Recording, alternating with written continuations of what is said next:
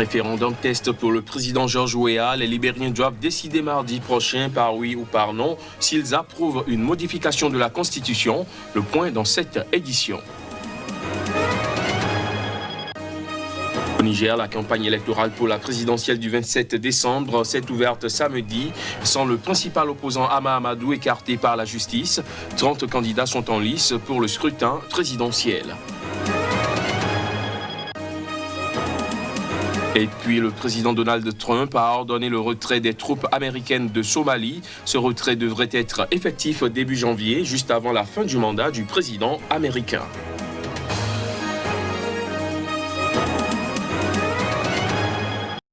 Voilà pour les titres, bienvenue à tous. Référendum test pour le président George Weah. Les Libériens doivent décider mardi prochain par oui ou par non s'ils approuvent une modification de la Constitution. Les opposants craignent que le chef de l'État cherche à imiter certains de ses pairs ouest-africains en briguant un jour un troisième mandat. Voici les détails. Quelques 2,5 millions d'électeurs au Libéria sont appelés à approuver ou non 8 amendements à la Constitution de 1986, dont un réduisant la durée du mandat présidentiel de 6 à 5 ans. La révision proposée réduit également la durée des mandats des députés et des sénateurs, respectivement de 6 à 5 ans et 9 à 7 ans. Le référendum du 8 décembre est en outre couplé avec les élections sénatoriales de mi-mandat. L'échéance a valeur de double test pour le président George Weah, près de 3 ans après avoir soulevé un immense espoir en accédant au pouvoir. Depuis son élection, la situation économique du pays s'est encore aggravée en raison notamment de la crise du coronavirus et la popularité de l'unique Africain ayant remporté le Ballon d'Or s'est largement érodée, notamment auprès des jeunes qui l'avaient porté au pouvoir. Des rumeurs lui ont attribué ces derniers mois la volonté de tirer profit du changement de la Constitution qu'il appelle de ses vœux pour aller au-delà de la limite de 2 mandats présidentiels, comme viennent de le faire ses homologues de la Guinée et de la Côte d'Ivoire, des pays voisins du Libéria. En bref, au Niger, la campagne électorale pour la présidentielle du 27 décembre s'est ouverte samedi. 30 candidats sont en lice pour le scrutin présidentiel. L'opposition, qui conteste depuis 3 ans la commission électorale et le code électoral, participe à la présidentielle. L'ancien Premier ministre et ancien président du Parlement, Hama Amadou, considéré comme sérieux challenger, a été écarté de la course par la Cour constitutionnelle en raison de sa condamnation en 2017 dans une affaire de trafic de bébés. Parmi les candidats en lice, on compte Bazoum Mohamed, dauphin désigné du président sortant Mahamadou Issoufou, également le général Salou Dibo, Seyni Oumarou et Mahaman Ousmane, ex-président de 1993 à 1996, sont aussi dans la course.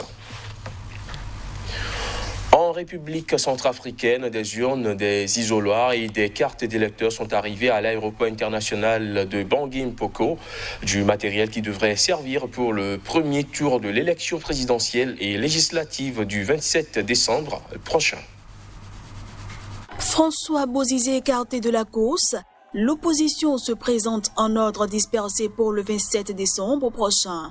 Il est plus connu comme Anissé Georges Dologuélé, Martin Ziguélé, Karim Mekassoua, Nicolas Tiangay et Catherine Samba Panza, présidente de transition entre 2014 et 2016, n'ont qu'une très faible assise électorale hors de leurs fiefs locaux. Mais en attendant le 27 décembre, le matériel électoral est arrivé pour le scrutin. L'opposition centrafricaine dénonce notamment la corruption qui gangrène le régime du président sortant, Faustin Archange Touadéra. Elle accuse l'organe supervisant les scrutins du 27 décembre prochain, mais aussi la Cour constitutionnelle d'être inféodée au régime, et menaçait il y a peu le gouvernement de conséquences désastreuses en cas de fraude électorale.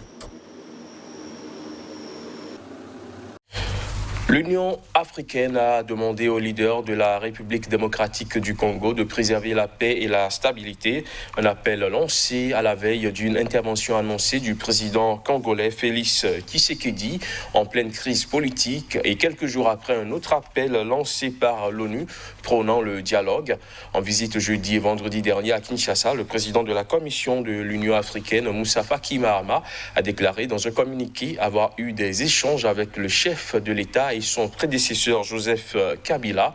Ce dimanche, le président Tshisekedi doit annoncer ses décisions tant attendues pour sortir de la crise au sein de la coalition au pouvoir.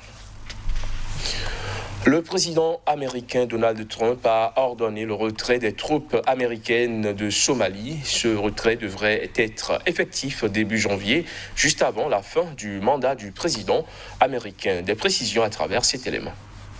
La décision du retrait des troupes a été annoncée par le Pentagone ce vendredi soir. Elle devrait être effective début janvier, juste avant la fin du mandat du président américain Donald Trump. L'annonce de ce retrait intervient quelques jours après la mort au combat sur place d'un officier de la CIA, membre d'une unité d'élite. Elle a eu lieu un mois avant des élections législatives en Somalie, ce qui inquiète les experts qui craignent une recrudescence d'attaques terroristes dans le cadre de la campagne. 700 soldats des forces spéciales américaines conseillent l'armée somalienne dans leur lutte contre les djihadistes. Les États-Unis ne se désengagent ni ne se retirent d'Afrique. Nous restons engagés envers nos partenaires africains et leur apportons un soutien durable, a précisé le communiqué du Pentagone qui se veut rassurant. Washington promet de conserver la capacité de mener des opérations contre le terrorisme en Somalie. L'armée américaine va conserver ses bases au Kenya et à Djibouti, d'où partent les drones qui mènent des attaques en Somalie. Selon le département de la Défense, une partie des 700 soldats américains actuellement déployés en Somalie sera affectée en dehors de l'Afrique de l'Est, tandis qu'une autre stationnera à proximité. Mais avec le départ des troupes américaines, l'armée somalienne sera néanmoins privée de la formation dispensée par les forces spéciales. Au Maroc, la police a annoncé l'arrestation de 3 hommes. Ces derniers sont suspectés de projets terroristes en lien avec le groupe État islamique à Tétouan, situé dans le nord du pays. Âgés de 21 à 38 ans, les 3 Marocains arrêtés avaient enregistré une vidéo où ils prêtent allégeance au prétendu émir de l'État islamique et précisent les principaux objectifs de leur plan terroriste. Les suspects avaient déjà mené plusieurs visites exploratoires pour identifier les cibles qu'ils comptaient attaquer, a indiqué le Bureau central d'investigation judiciaire dans un communiqué sans donner plus de détails. Des perquisitions ont permis de saisir des produits chimiques destinés à la fabrication d'engins explosifs, des produits liquides suspects, un étendard de l'État islamique et plusieurs armes blanches selon la même source. L'un des suspects a des liens familiaux avec un combattant dans les rangs de l'État islamique sur la scène syro-irakienne, a précisé le Bureau central d'investigation judiciaire. Les autorités marocaines annoncent régulièrement le démantèlement de cellules dont les membres sont soupçonnés d'être radicalisés, avec 79 arrestations en 2019 pour des affaires de terrorisme, selon un bilan officiel.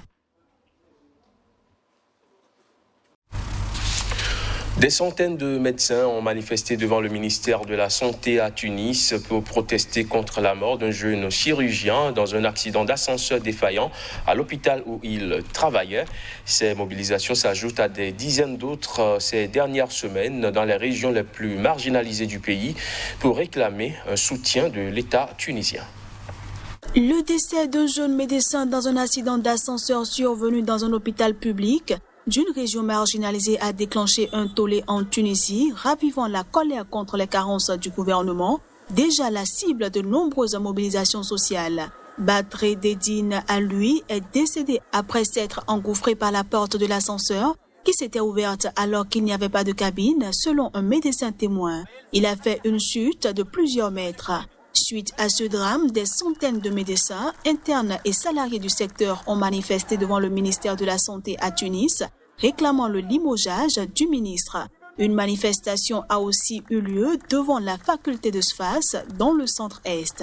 Le mouvement d'aujourd'hui était en protestation suite au décès de notre collègue Badreddine Aloui, qui était un résident en chirurgie générale à l'hôpital de Jandouba. Il était en train de faire son stage, d'assurer son stage pendant une garde. Il a été tué, disons, il a eu un accident mortel suite à son utilisation à un ascenseur en panne. Il avait tout l'avenir devant lui. Aujourd'hui, on a privé lui et sa famille d'un avenir radieux. Pourquoi ? Parce qu'on vit dans un système qui n'essaye pas d'améliorer, qui essaye de faire marcher le travail, de ne pas avoir trop de problèmes, mais au final, on ne répare pas. Et au final, l'accident arrive et il y a des morts. Ces mobilisations s'ajoutent à des dizaines d'autres ces dernières semaines dans les régions les plus marginalisées du pays pour réclamer un soutien de l'État. Les tensions sociales sont palpables à l'approche du 10e anniversaire de la Révolution, déclenchée par le soulèvement le 17 décembre 2010 d'une ville défavorisée, Sidi Bouzid, où les habitants ont défié le pouvoir pour clamer liberté, travail et dignité. Voilà, ce sera tout pour cette édition. Merci de l'avoir suivi.